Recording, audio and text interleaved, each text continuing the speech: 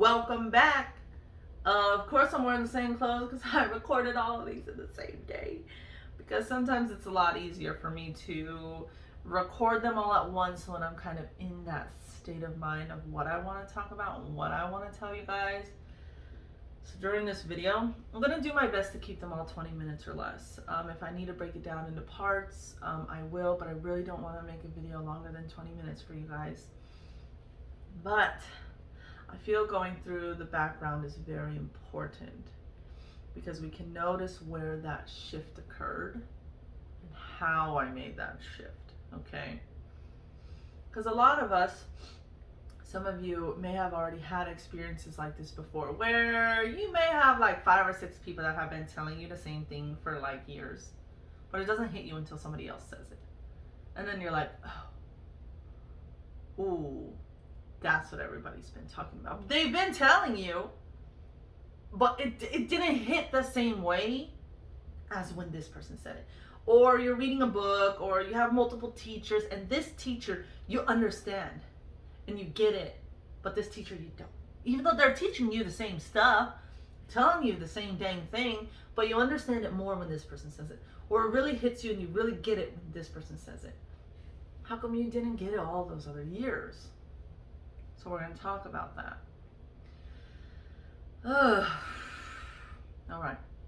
Talking about family sometimes can be kind of long, so I may or may not need to break this up into 2 different videos. Yeah, we're going to do 2 different ones. So right now I'm going to talk to you about the siblings and our little kind of dynamic there, and where I think majority of my life that I remember the most of, where we were at, what we were doing, and all that jazz. So my oldest sister, not Ginevra, she did not grow up with us. I'm just talking about the children that were in the same household as me. So the oldest, Jackie, she's 31 now, so she is about 4 years older than me, 3 to 4, because our birthdays are, whatever. The younger sister, we're only a year and a half apart, and it's actually kind of funny. Her and my husband have the same birthday, just 2 years apart. So me and my little sister are a year and a half apart. And I don't know if it's still true to this day or whatnot, but they always said kids closer in age have a tougher time growing up. That kids should be about 3+ years apart. Having them too close in age sometimes is not a good thing. Then we have my little brother, who's about 4 years younger than me. So I guess I don't really know where to start. We'll just start with, we're gonna fast forward to like middle school, okay? So middle school, my mom was married to a man, okay? I'm just gonna like leave their names out for now. But whatever, she was married to a man, okay? And I don't even know how long they were married. It seems like it was longer than what I remember, but at the same time, I'm really not sure. I know they were married for longer than 3 years. I just don't know how. But anyways, okay. So we lived in Lafayette, California at the time, which, like I mentioned, that was a much richer neighborhood, and we were like right on the border, okay? Everybody else lived in like Moraga, Orinda, those kind of areas, okay? And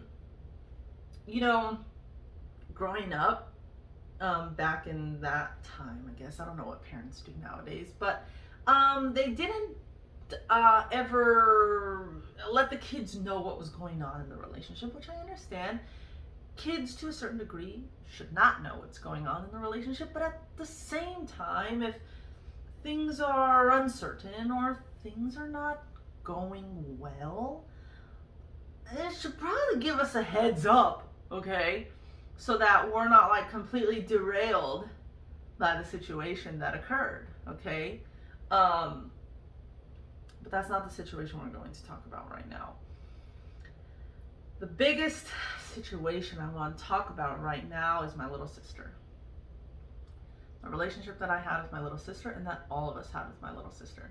And I've had this conversation with her, and trust me, we're like best friends now, okay? But it was horrible growing up. Absolutely horrible. She was a nightmare to deal with, okay? Corinne, if you ever watch this, sorry. Oh, I don't think I said their names. Jackie, the oldest kid, Corinne, the younger sister, John, the little brother, okay? But we've had this conversation, so she knows how it was growing up. She knows that it was bad, okay? Still not sure how she feels about this word, but I've heard her say it. So back then,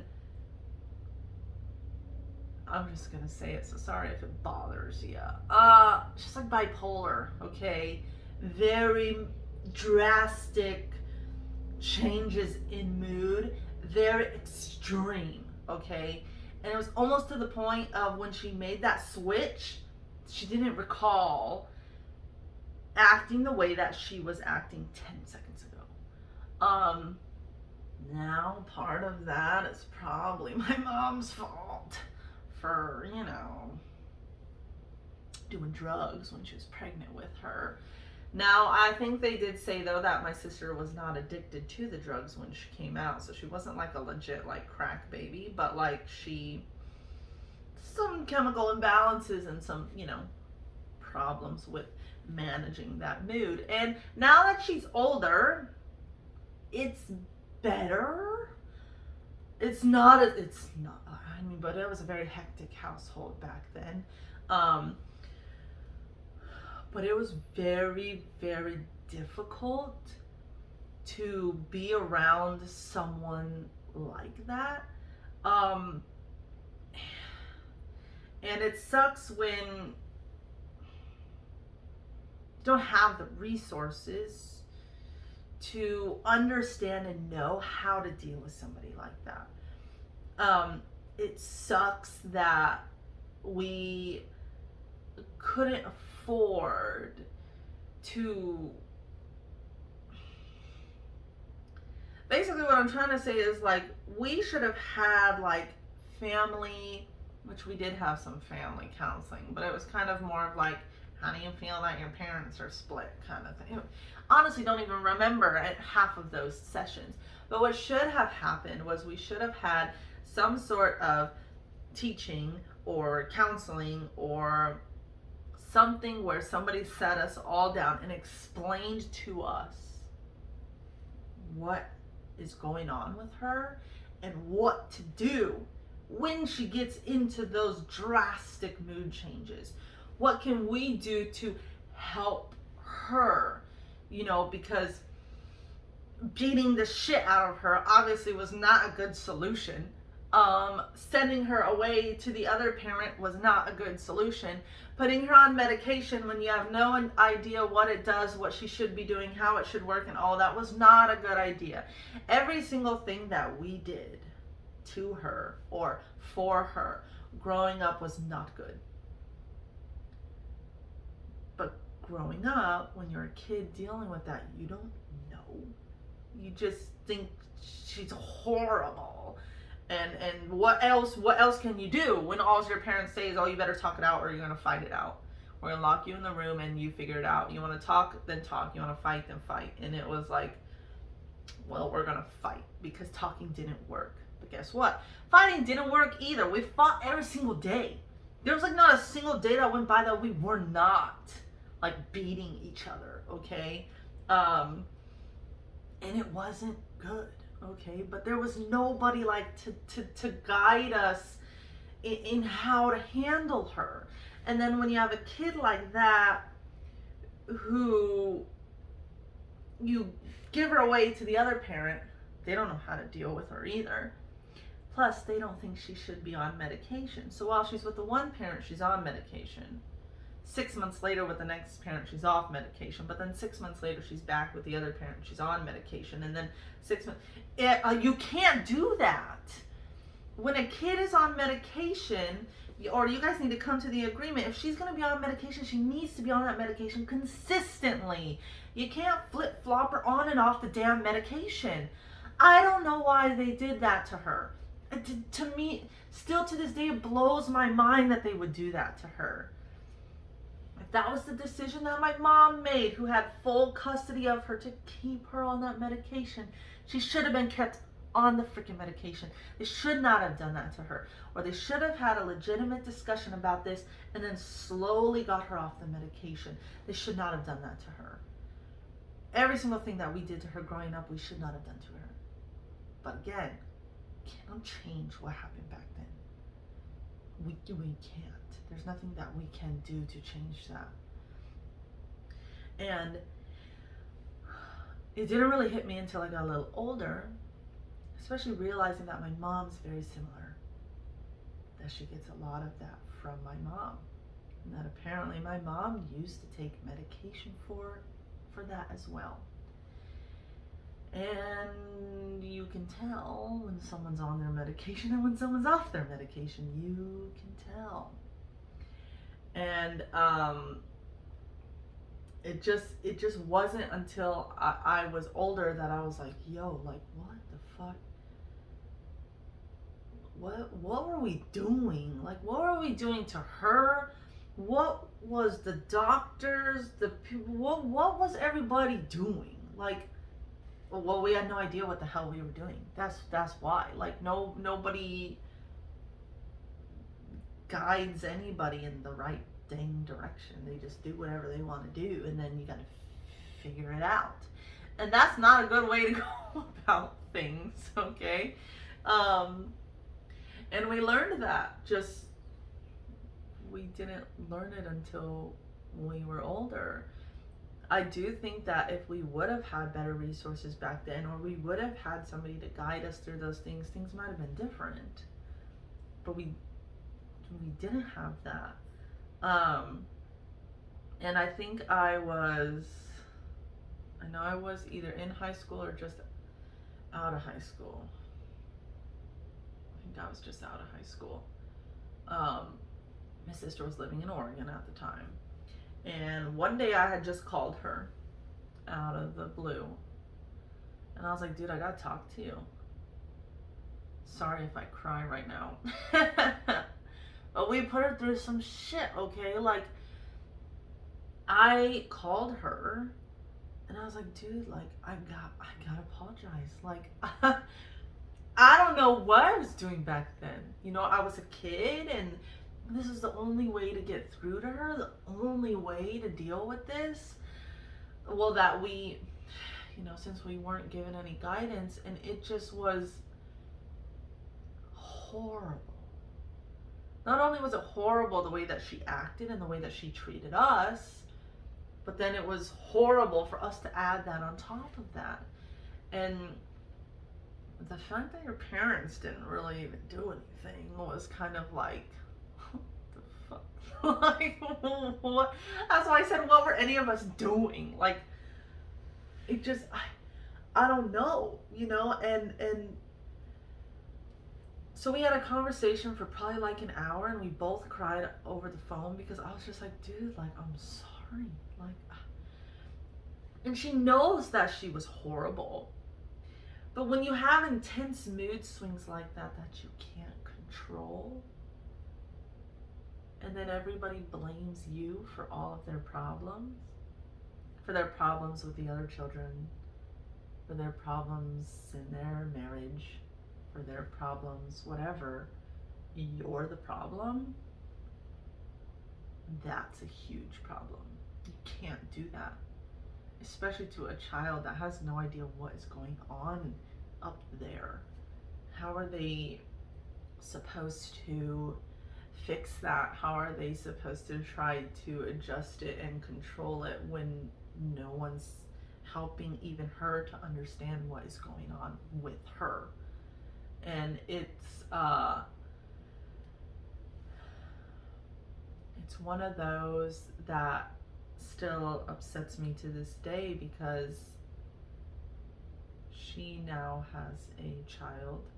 She actually has two. And Lily has a lot of the same problems that she had growing up. But how is Corinne supposed to handle that with Lily when nobody handled it in a right way with Corinne? How is she supposed to then handle it correctly with her own child? That is a tough kind of thing to deal with, because no child deserves to go through that. No child deserves to be told that they're the problem. No child deserves that kind of backlash, that kind of physical and emotional abuse that all of us did to her. There was not a single one of us that did not abuse her in some sort of way. Now, we were all abused to an extent, but hers was 10 times worse than everybody else's. But like I said, as a kid, you just don't know what you don't know, And as I got older, I was just like, fuck, like, what were we, and I think a part of that maturity in our relationship, a lot of that was me finally understanding this is something she can't really control. Like I said, she's gotten better, but she still can make that switch in an instant. And when she makes that switch, there's nothing you can tell her that's going to change her mind. it's you better just let it go. I think me coming to that realization of, hey, when she does get into that, it's time to hang up the call. Hey, I'll call you back. And then everything's, give it a few hours or a day and everything's fine again. It's like, literally, it's like it never happened. That's partially a hard thing to deal with when you're a person who remembers what just happened and she kind of doesn't. You can't bring it back up. So a lot of that is understanding that, hey, when she gets into that, I can't fuel the fire. I can't try to reason with her. I can't argue with her. I can't try to do that. It's just easier for both of us to just, hey, I gotta go, click, bye, I'll talk to you tomorrow. And like I said, I call her tomorrow and everything's fine and dandy. The thing that is an issue with other family members is they have yet to realize that. They still argue with her. They still try to reason with her. And you can't. You can't. If she has made up her mind, you cannot say anything. Even a professional, you can't say anything. You will not change her mind. She has to come to that conclusion herself before she will make that kind of adjustment. So it's learning on both ends. But as I got older and looked back on what was happening during the times we were growing up, it just was jacked up. It was really bad, okay? And it upsets me that that's how it was, but like I said, there's nothing that I can do about it other than ensure that the relationship I have with her going forward is a good one. The relationship that I have with her 2 kids going forward is a good one. And I'm telling you, she does do better with Lily than what we did to her, but there's still some things that got to get worked out there that I, again, don't think that they have the resources to work through that. And it's unfortunate that that's what's happening to Lily as well. But it's not going to be as bad as it was for Corinne, so at least that's good. But realizing in that moment and making that phone call and making those changes over time is what led to us having a much better relationship now than we did before. Like, I literally talk to her like every single day. And as long as we don't get into things she's very passionate about, then we're fine. There's just certain things it's just best to not bring it up around her unless you're not going to argue and you're just going to listen to her side, because what she believes is what she believes. Okay, I'm allowed to believe something different, she's allowed to believe something different. We don't need to argue about it. Like, we don't. There's no point in us arguing about it. At the end of the day, you're going to believe what you're going to believe, and I'm going to believe what I'm going to believe. There's no changing either of our minds. Like, I'm very open-minded now, but there are certain things that some people have a very hard response to, whereas others, kind of like myself, have more of a do what you want to do kind of mindset about it. And it's hard to talk to somebody who has a very hard answer about it, to be so open-minded about it. But yeah, we talk every single day now. I talk to her kids every single day. She still lives in Oregon. I'm here in Texas, so like we don't get to physically see each other all the time. I went to Alaska when her last baby was born to be there with them for that. So yeah, that was the first one that caused some major shift in that mindset for me. I'll get into it a little more in the next video, and then we'll move on to relationships and stuff. But this is it for now. I forgot to say I'll see you in the next video.